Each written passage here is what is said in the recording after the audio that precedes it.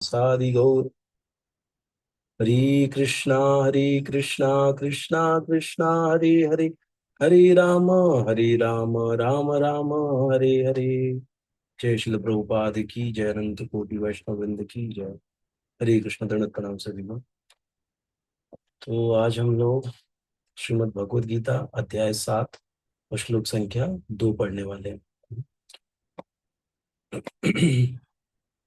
तो कल का भी जो हमने श्लोक पढ़ा था वो भी बहुत महत्वपूर्ण श्लोक था, जिसमें कि पूरा भक्ति के बारे में बताया गया और पूरे 7वें चैप्टर की आधारशिला रखी गई ना, इस 7वें चैप्टर के पहले श्लोक में। तो आज हम लोग 7वें चैप्टर का हम लोग देखते हैं ना, पहला श्लोक का थोड़ा।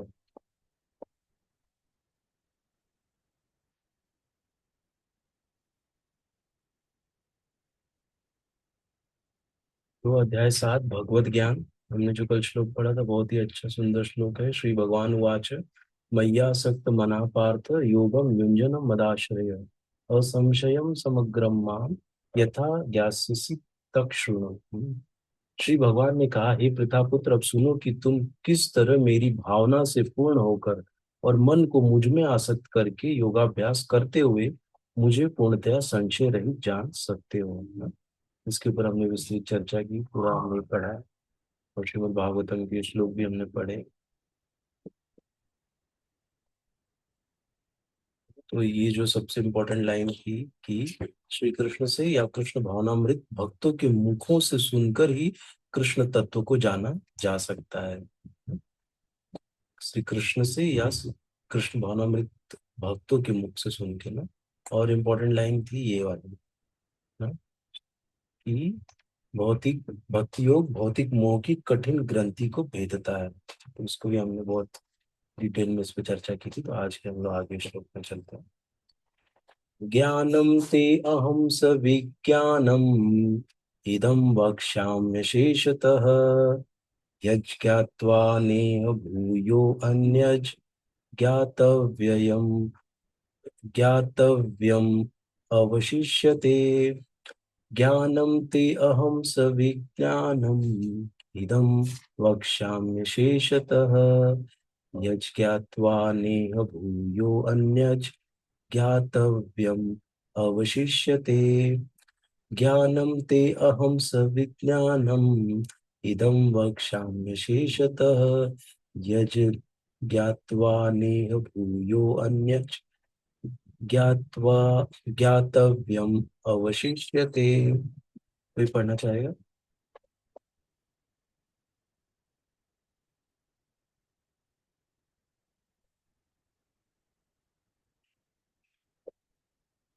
ठीक है, तो आगे बढ़ते हैं हम लोग, वर्ड वर्ड मीनिंग देखते हैं।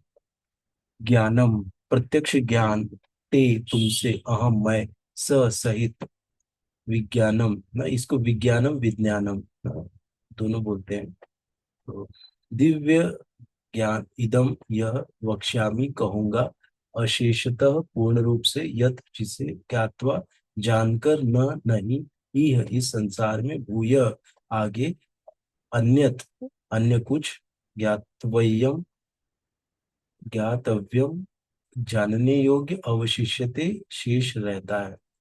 अब मैं तुमसे पूर्ण रूप से व्यवहारिक तथा दिव्य ज्ञान कहूंगा। इसे जान लेने पर तुम्हें जानने के लिए और कुछ भी शेष नहीं रहेगा।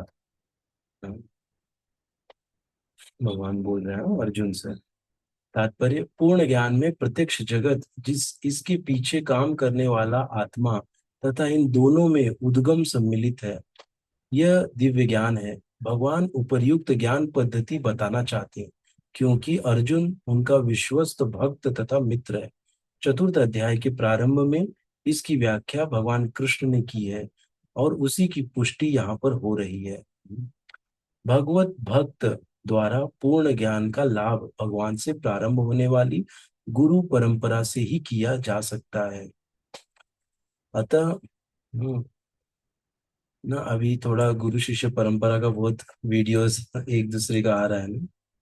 हम्म, तो चल रहा है ऐसे, लेकिन ना जो सबसे इम्पोर्टेंट क्या है, जो चारों संप्रदाय का गुरु शिष्य परंपरा ना, वो अभी तक खंडित कहीं भी नहीं हुआ है।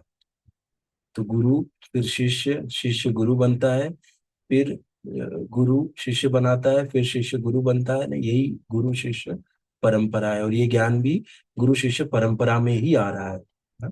सब लोग क्या करते हैं, जो सुने हैं अपने गुरु से, वो क्या कर रहे हैं, उसको पास ऑन कर रहे हैं।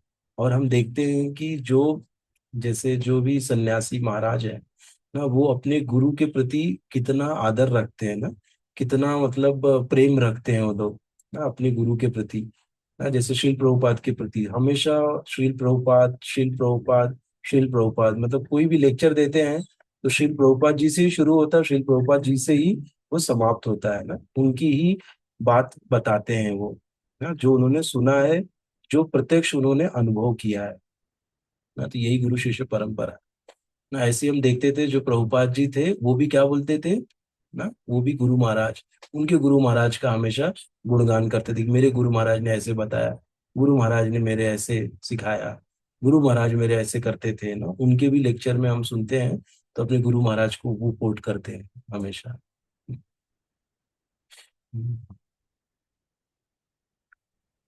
अतः मनुष्य को इतना बुद्धिमान तो होना ही चाहिए कि वह समस्त ज्ञान के अदम को जान सके, समस्त ज्ञान के उद्गम को जान सके, जो समस्त कारणों के कारण है और समस्त योगों में ध्यान का एकमात्र लक्ष्य है। जब समस्त समस्त कारणों के कारण का पता चल जाता है तो सभी ज्ञेय वस्तुएं ज्ञात हो जाती हैं और कुछ भी अज्ञेय नहीं रह जाता। मतलब जो जानने के लिए है वो सब, हमको जो जानना है वो सब हम जान जाते हैं, कुछ भी बिना जाने नहीं रह जाता है। वेदों का मुंडक उपनिषद 1.3 का कहना है, कस्मिन भगवो विज्ञाते सर्वम इदम विज्ञातम भवति।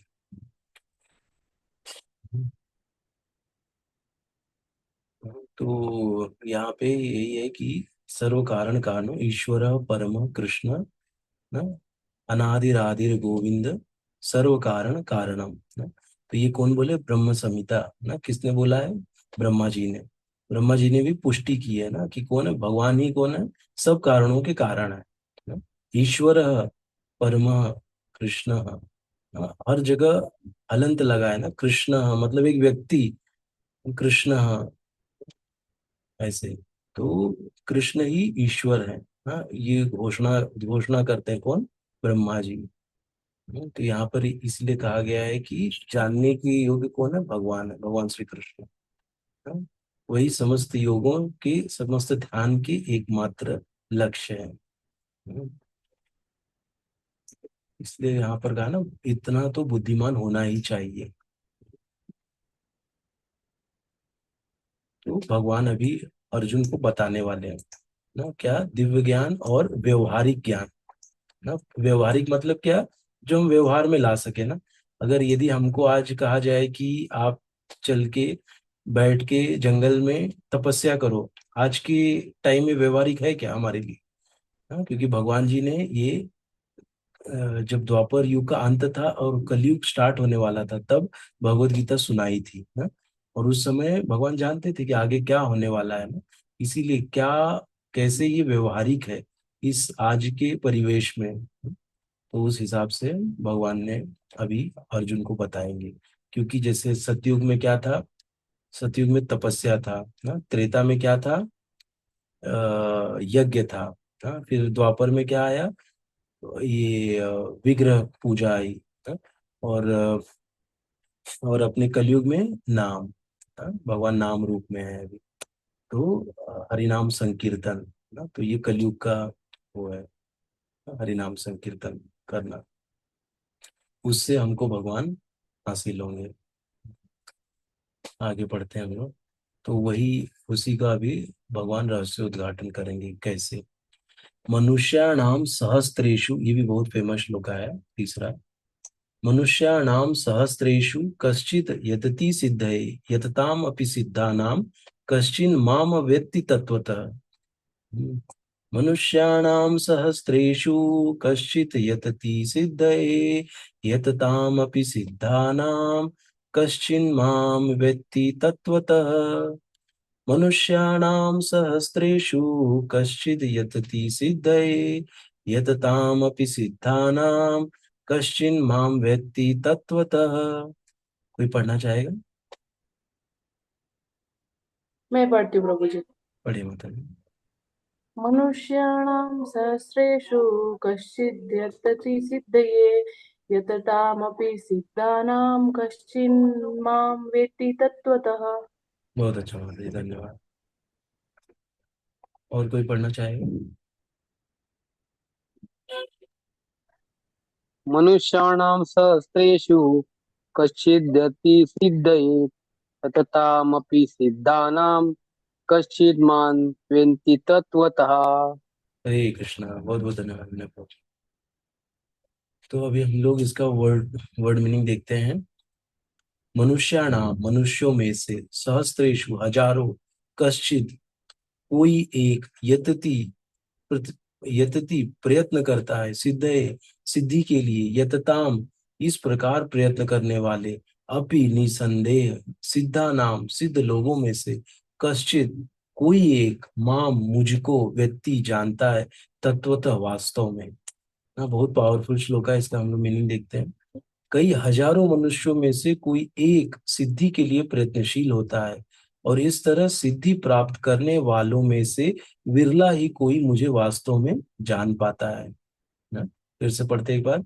कई हजार मनुष्यों में से एक सिद्धि के लिए प्रयत्नशील होता है। देखते हैं ना हम लोग, हजारों में से कोई एक सिद्धि के लिए प्रयत्न करता है। नहीं तो सब लोग कहाँ है भौतिक जगत में, ना पूर्णतया उसका आनंद लेते हुए और थपेड़े खाते हुए, ना मार भी खाते हुए, सब खाते हुए आनंद भी ले रहे हैं, साथ में थपेड़े भी खा रहे हैं। ना, इसमें से कोई एक सिद्धि के लिए प्रयत्नशील होता है, प्रयत्न कर रहा है सिद्धि के लिए, और इस सिद्धि प्राप्त करने वालों में से विरला ही कोई मुझे वास्तव में जान पाता है। मतलब बहुत, जो भी जितने भी सिद्धि वाले हैं, प्राप्त करने वाले हैं, उन प्राप्त करने वालों में से भी कोई एक विरला। ना, ऐसे हम समझ सकते हैं कि कितना फिल्टर होके व्यक्ति एक कृष्ण के पास पहुंचता है। कितने सारे फिल्टर लगे हुए होते हैं, मतलब हजारों में से कोई जो सिद्धि के लिए निकलता है, और वो भी सिद्धि उसको मिलने के बाद भी, उसके बाद में कौन मुझे वास्तव में जान पाता है ऐसे। तो मतलब हम समझ सकते हैं कि ये जो भक्त है वो कितना रेयर कमोडिटी है, ना? बहुत ही रेयरेस्ट है जो भक्त होता है। ना, तो इसीलिए हमारे लिए ना ज्वेल्स क्या है, भक्त है। ना, बहुत ही मतलब रेयर है, रेयरेस्ट है। हमको मिलेंगे नहीं, हमको जीवन में अगर मिले हैं, हमारा परम सौभाग्य है। इसलिए यहाँ पे भक्तों की एक्चुअली इम्पोर्टेंस यहाँ पे हमको समझने मिलेगा इस श्लोक में, ना भक्त कितने हमारे जीवन में कितने महत्वपूर्ण है, कितने हमारे लिए इम्पोर्टेंट है। पढ़ते तात्पर्य। मनुष्यों की विभिन्न कोटियां हैं, और हजारों मनुष्यों में से शायद विरला मनुष्य ही यह जानने में रुचि रखता है कि आत्मा क्या है, शरीर क्या है, और परम सत्य क्या है। सामान्यतया मानव आहार, निद्रा, भय, मैथुन, हाँ, जैसी पशु वृत्तियों में लगा रहता है, और मुश्किल से कोई एक दिव्य ज्ञान में रुचि रखता है। गीता के प्रथम 6 अध्याय उन लोगों के लिए है जिनकी रुचि दिव्य ज्ञान में है। ना, गीता के प्रथम 6 अध्याय किसके लिए? जो दिव्य ज्ञान में रुचि रखता है, ना, जिसमें अष्टांग योग, कर्म योग, ये सब के बारे में भगवान बताए हैं। आत्मा, परमात्मा तथा ज्ञान योग, ध्यान योग द्वारा अनुभूति की क्रिया में तथा पदार्थ से आत्मा के प्राथक्य को प्राथक्य को जानने में है। ना, ना तो ये भी हमने चर्चा किया था कि पदार्थ और आत्मा, पदार्थ क्या है? हमारा शरीर, हमारा शरीर और आत्मा कैसे दोनों अलग अलग है, ना उसको जानने के लिए हुआ है। ना, पहले के जो 6 चैप्टर थे उसमें हमने ये सीखा था, ना कैसे पदार्थ और आत्मा, ये दोनों, शरीर और आत्मा दोनों अलग अलग है। ना, जो भक्ति में प्रगति करता है, ना तो उसको हमेशा अपनी आत्मा, यानी मैं, ना जो ये मैं हूँ, क्या हूँ, आत्मा हूँ, और शरीर, ये दोनों पृथक है। ना, ये हमको हमेशा मतलब इसके उसमें रहना चाहिए। ये तभी होगा जब हम ज्यादा से ज्यादा भगवान से जुड़ेंगे, ज्यादा से ज्यादा हमारा संबंध जितना प्रगाढ़ होगा, उतना हम इस जो शरीर वाली भावना है ना, उससे हम उबर पाएंगे। किंतु कृष्ण तो केवल उन्हीं व्यक्तियों द्वारा गेय हैं जो कृष्ण भावना भवित है। अन्य योगी निर्विशेष ब्रह्म अनुभूति प्राप्त कर सकते हैं, क्योंकि कृष्ण को जानने की अपेक्षा यह सुगम है। क्या? निर्विशेष ब्रह्म अनुभूति मतलब भगवान के जो शरीर से तेज निकल रहा है ना? क्योंकि कृष्ण को जानने की अपेक्षा यह सुगम है। कृष्ण परम पुरुष है, किंतु साथ ही वे ब्रह्म तथा परमात्मा ज्ञान से परे हैं। योगी तथा ज्ञानी जन कृष्ण को नहीं समझ पाते ना, क्योंकि हम ज्ञानी देखते हैं कि ये ज्ञान के बाद का है। क्योंकि जब ज्ञानी है व्यक्ति, जब बोल रहे ज्ञान ज्ञानी, तो मतलब क्या है? अहंकार है। और जब अहंकार है तो भगवान को नहीं देख पाएंगे ना। जब इस अहंकार से ऊपर उठेंगे तब देख पाएंगे। जैसे हम, हमारे लिए एग्जाम्पल है श्रीमद् भागवत में उद्धव जी का ना। उद्धव जी क्या थे? ज्ञानी थे ना, और भगवान के मित्र भी थे, लेकिन ज्ञानी थे वो बहुत ना। भाई थे वो, ज्ञानी थे ना। अपने ज्ञान से गए थे कहाँ? वृंदावन में ना, गोपियों को समझाने के लिए। और वहाँ गोपियों का प्रेम देख के, उन लोग की भक्ति देख के वो सीख के आए। और भगवान जी ने जानबूझ के उनको भेजा था।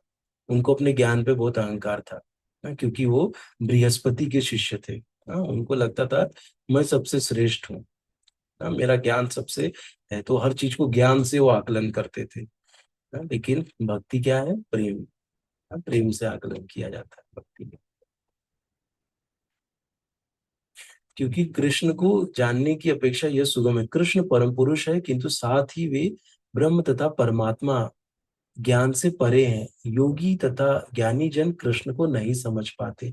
यद्यपि महानतम निर्विशेषवादी मायावादी शंकराचार्य ने अपने गीता भाष्य में स्वीकार किया है कि कृष्ण भगवान है, किंतु उनके अनुयायी इसे स्वीकार नहीं करते। क्योंकि भले ही किसी को निर्विशेष ब्रह्म की दिव्य अनुभूति क्यों न हो, कृष्ण को जान पाना अत्यंत कठिन है ना? बहुत कठिन है। क्योंकि क्या है कि जो भगवान के निर्विशेष ब्रह्म को जानता है, तो क्योंकि भगवान से जुड़ा हुआ है ना, तो वो भी क्या है? आध्यात्मिक है ना। ब्रह्म भी क्या है? आध्यात्मिक है। तो उनको उसी आध्यात्मिक अनुभूति में आनंद मिल रहा है ना। लेकिन उसके आगे का आनंद क्या है, वो उनको नहीं, उसका अभी तक अनुमान है, अनुभूति है ना। ऐसे हम समझ सकते हैं ना। जैसे जैसे होता है ना कि हमें मतलब जैसे एग्जांपल लिया जाए कि अभी हम लोग एकदम लोअर में है ना। जैसे क्लासेस है ना, lower class, lower middle class, middle class, फिर ना अपर क्लास। ऐसे तो हम समझ सकते हैं। जैसे हम समझिए लोअर क्लास में है, तो हम लोग के लिए अगर एक होटल में जाना, सादे होटल में भी जाके अगर कुछ खाने मिल जाए तो हमको कितना आनंद आ जाएगा ना। और वही अगर थोड़ा सा और ऊपर उठ जाए तो कोई बड़े होटल में जाके खाना, एसी में बैठ के खाना, और ऊपर उठ जाए तो जाके बड़े 5 स्टार होटल में खाना ना।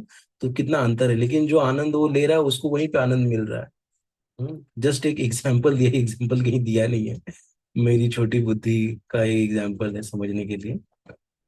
ऐसे तो ऐसे हम लोग समझ सकते हैं, मतलब उनको उसी में आनंद आ रहा है क्योंकि वो भी भगवान से जुड़ा हुआ है। लेकिन जैसे ही हम किसी भक्त के संग में आते हैं ना, और जैसे ही हम श्रीमद् भगवत गीता को भगवान श्री कृष्ण को सेंटर में रख के जब हम पढ़ते हैं, तब ये पर्दा खुलता है ना? जो तेज है, तेज के अंदर क्या है? तेज के अंदर है लोक है। लोक के अंदर महल में भगवान बैठे हैं। तो कितने सारे मतलब हमको क्रॉस करके जाना पड़ता है ना। ब्रह्म ज्योति से अंदर जाने के लिए भी हमको बहुत प्रार्थना, बहुत मेहनत करनी पड़ती, तब जाके वो खुलता है और तब हम अंदर पहुंच पाते हैं। तो उसकी चाबी क्या है? हरि नाम। हरे कृष्णा कृष्ण कृष्ण हरे हरे, हरे राम राम राम हरे हरे ना। इससे ही वो दरवाजा खुलेगा। कृष्ण भगवान समस्त कारणों के कारण आदि पुरुष गोविंद है। ईश्वर परमः कृष्ण सच्चिदानंद विग्रह, अनादिर आदिर गोविंद सर्व कारण कारणम। अभक्तों के लिए उन्हें जान पाना अत्यंत कठिन है ना। ये ना ईश्वर परमा भी जो हमने देखा था, ये ब्रह्म संहिता से लिया श्लोक है। अभक्तों के लिए उन्हें जान पाना अत्यंत कठिन है ना, अभक्त लोग जान ही नहीं पाएंगे।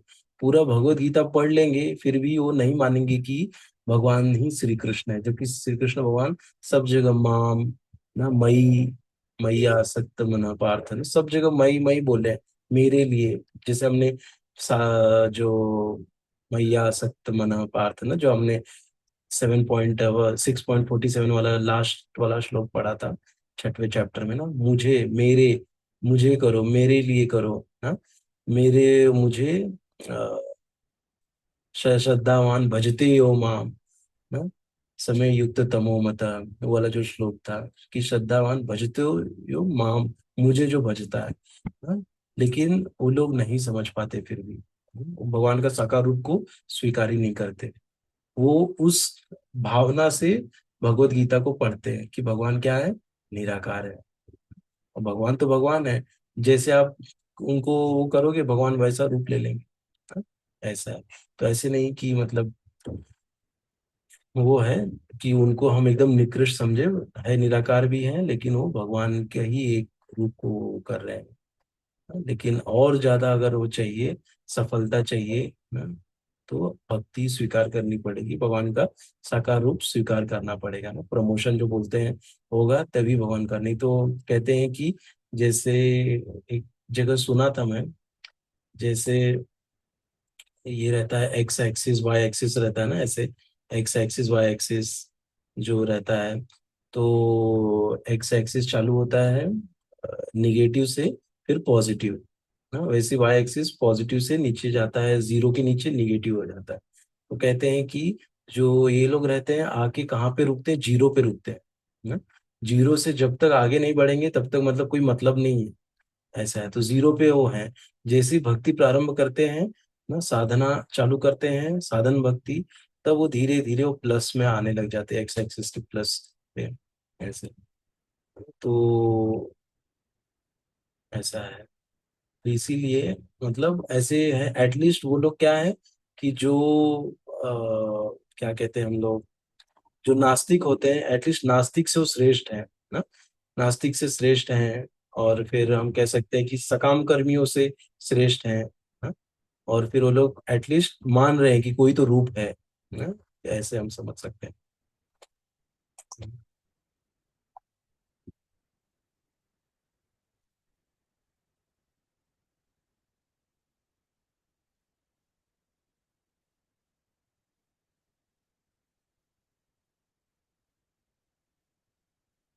यदि भक्ति मार्ग इतना सुगम है, यद्यपि अभक्त गण यह घोषित करते हैं कि भक्ति का मार्ग सुगम है, किंतु वे इस पर चलते नहीं। यदि भक्ति मार्ग इतना सुगम है जितना अभक्त गण कहते हैं, तो फिर वे कठिन मार्ग को क्यों ग्रहण करते हैं। वास्तव में भक्ति मार्ग सुगम नहीं है। भक्ति के ज्ञान में हीन अन अनधिकारी लोगों द्वारा ग्रहण किया जाने वाला तथाकथित भक्ति मार्ग भले ही सुगम हो, किंतु जब विधि विधानों के अनुसार दृढ़ता पूर्वक इसका अभ्यास किया जाता है, तो मीमांसक तथा दार्शनिक इस मार्ग से च्युत हो जाते हैं। श्री रूप गोस्वामी अपनी कृति भक्ति रसामृत सिंधु में लिखते हैं, श्रुति स्मृति पुराणादि पंचरात्रि विधिम विना एकांतिकी हरेर भक्तिर उत्पातैव कल्पते।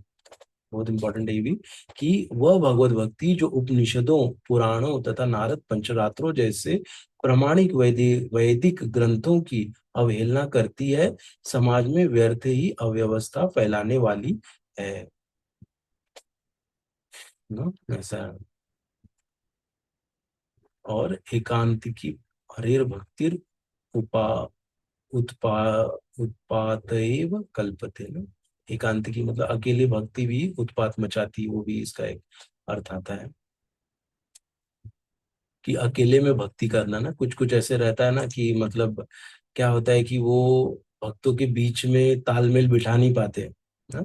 जब उनका तालमेल बैठता नहीं है तो क्या बोलते हैं कि छोड़ो भक्तों को, मैं अपना अकेले बैठ के भक्ति करूंगा ना, मुझे भक्तों की जरूरत नहीं है, मैं भगवत गीता पढ़ के जप माला करके और भगवान को भोग लगा के मैं भक्ति अकेले कर लूंगा ना।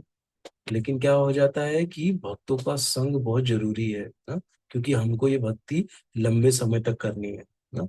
ये ऐसे नहीं कि हमको 1 साल 2 साल 3 साल। तो ऐसे भक्त क्या हो जाते हैं एक्चुअली, उनको जो और आनंद जो मिलना है वो कम हो जाता है, क्योंकि ये भक्ति भक्तों के संग में की जाती है ना, तब और उसमें आनंद आता है भक्ति करने में ना। इसीलिए भक्तों का संग बहुत बहुत बहुत इम्पोर्टेंट है ना, क्योंकि ऐसे ये सब हमारी परीक्षा होती है ना, कि हमारा जो अभिमान है, हमारा जो अहंकार है, उसको तोड़ने के लिए हमको ऐसी सिचुएशन में हम डाल दिए जाते हैं जहाँ पे हमको भक्तों के साथ तालमेल बिठाना पड़ता है। और क्या होता है कि वहां पे आपको सुनना है, समझना है ना, या तो आपको सहना है ना, सहिष्णु बनना है ना। वो जरूरी नहीं कि आप जैसे एक ग्रुप में है, उस ग्रुप में आप बहुत वो हैं ना, मतलब बहुत सब आपको मान सम्मान दे रहे हैं, लेकिन वहीं आप किसी दूसरे ग्रुप की यात्रा में चले गए, या कोई सेवा ऐसी चल रही है जैसे किचन सेवा है जो लगती है, जैसे कुंभ मेला में किचन सेवा थी ना, बड़ी अन्न क्षेत्र लगा हुआ था। तो अभी जगन्नाथपुरी में भी लगने वाला है, गौरांग प्रभु लगाते हैं, तो वहां पे भी लगने वाला है। तो वहां पे जाके जब भक्त सेवा करते हैं तो वहां पे अलग ग्रुप तैयार होता है। तो हो सकता है उस ग्रुप में आप क्या होगे कि एकदम निम्न बन के आपको रहना पड़ेगा ना। तो वैसे सिचुएशन में हमको हमेशा तैयार रहना चाहिए ना। तो वहीं पे हमारी सहिष्णुता की और विनम्रता की परीक्षा होती है ना। तो ऐसे जब भी हमारे जीवन में सिनेरियो आए, आएगा ही आएगा हर जगह। हमारा जब तक ये सब क्रश नहीं कर दिया जाता, तब तक हमको भगवान नहीं ना लेंगे अपने धाम में। तो इसके लिए ये सब सिनेरियोस बनते हैं ना? इसीलिए वहां पे हमको सहन करके रहना है, समझ के, और एक दूसरे को आदर मान सम्मान देते हुए ना, और खुद को निकृष्ट समझ के हमको भक्ति में आगे बढ़ना है। थोड़ा पढ़ लेते हैं अभी, थोड़ा कितना बचा है, थोड़ा फास्ट पढ़ते हैं अभी हम लोग।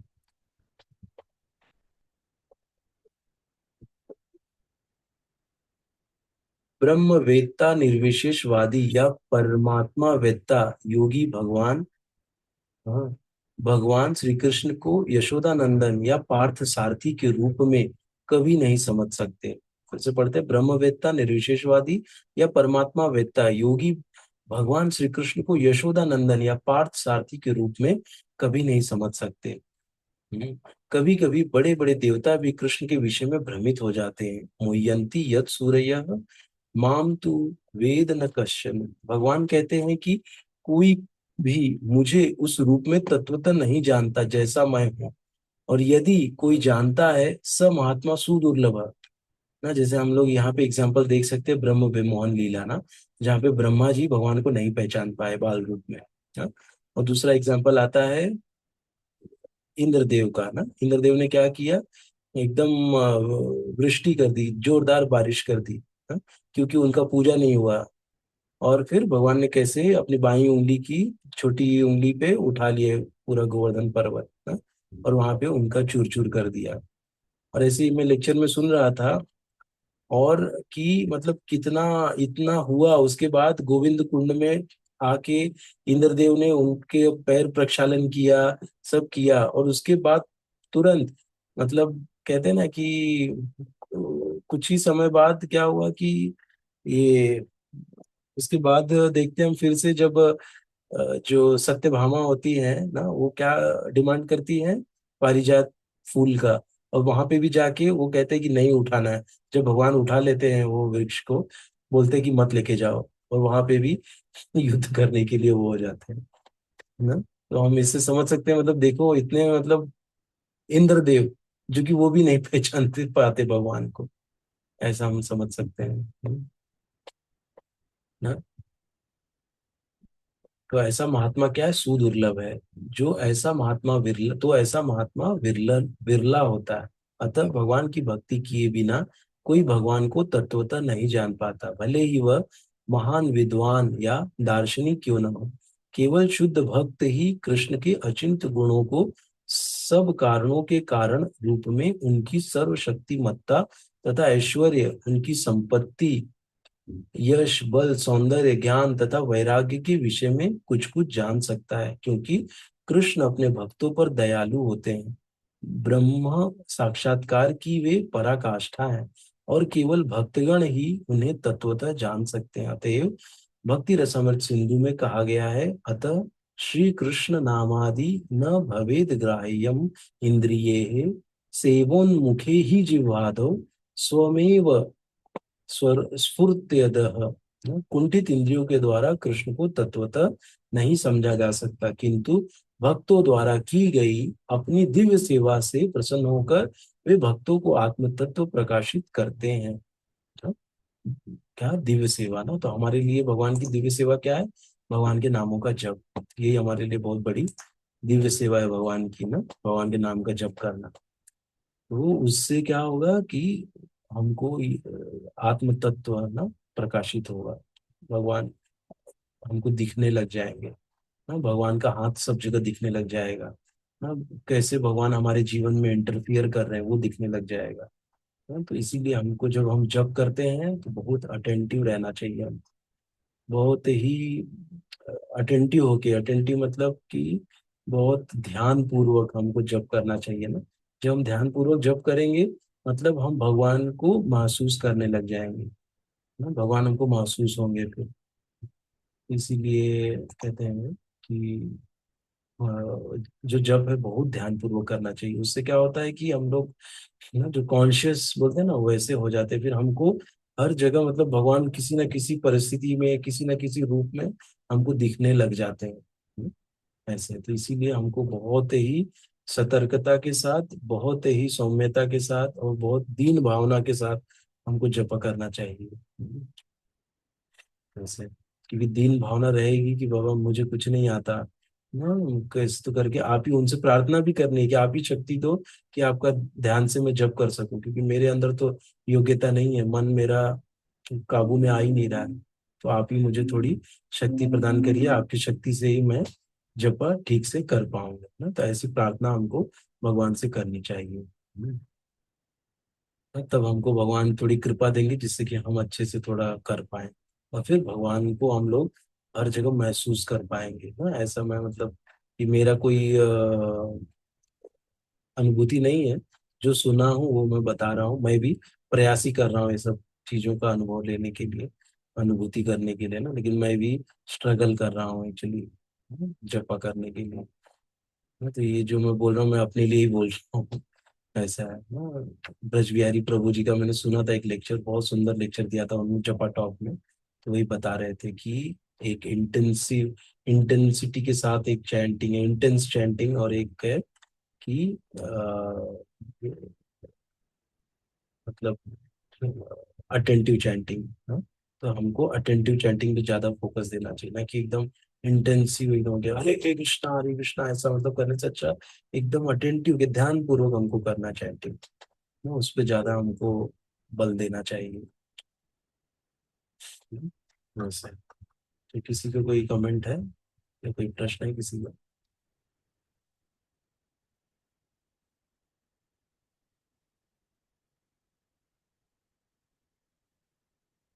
या किसी की कोई अनुभूति है तो साझा कर सकते हैं आप लोग।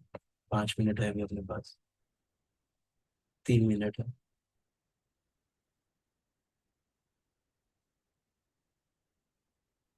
ठीक है, तो हम लोग कल फिर से मिलेंगे। बहुत बहुत धन्यवाद आप सभी का ज्वाइन करने के लिए। जय शिल प्रभुपाद की जय, अनंत कोटि वैष्णव वृंद की जय। हरे कृष्णा। धन्यवाद प्रणाम सभी को। और सभी से अनुरोध करूंगा कि जैसे अभी जन्माष्टमी आ रही है तो सब लोग कृपया करके कृष्ण बुक को पढ़े। नहीं है तो उसको खरीदें, ऑनलाइन भी मिलता है ना, उसको लें और उसको पढ़ना प्रारंभ करें।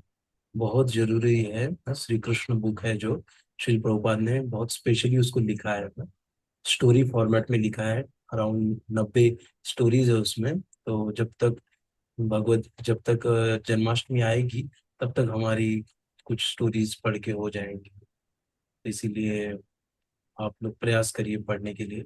और ऐसे बहुत सारे भक्त कहते हैं कि वो पढ़ने से और ज्यादा हमारा बोलते हैं ना कि भगवान के बारे में हम जान पाते हैं, क्योंकि एक बार पढ़ने से तो हमारी बुद्धि वैसी है नहीं कि हम सब समझ जाए, तो इसके लिए हमको बार बार ही पढ़ना पड़ेगा और भगवान के बहुत करीब आ जाएंगे।